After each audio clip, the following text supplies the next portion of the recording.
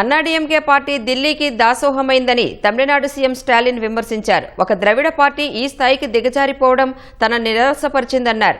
Delhi BJP కార్యాలయం అన్నాడీఎంకే ప్రధాన కార్యాలయమని ఎద్దేవా చేశారు.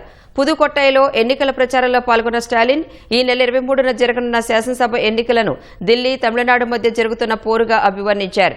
తమకు వ్యతిరేకంగా ఎన్ని పార్టీలు జట్టు కట్టినా విజయం తమదేనని ధీమా వ్యక్తం చేశారు. ప్రజల స్పందన చూస్తుంటే తమ కూటమి మొత్తం 234 స్థానాల్లో గెలిచే సూచనలు కనిపిస్తున్నాయని స్టాలిన్ తెలిపారు. తమ ప్రభుత్వం సాధించిన విజయాల గురించి ప్రజలు చర్చించుకోకుండా ఉండేందుకు పళనిస్వామి తన కుటుంబంపై విమర్శలు చేస్తున్నారని మండిపడ్డారు. జనాభా ఆధారిత నియోజకవర్గాల పునర్విభజన విషయంలో ప్రతిపక్షాలను ఎదుర్కోవడానికి మహిళా రిజర్వేషన్ను ఆయుధంగా ఉపయోగించుకునేందుకు బీజేపీ నేతృత్వంలోని కేంద్రం ప్రయత్నిస్తోందని స్టాలిన్ ఆరోపించారు.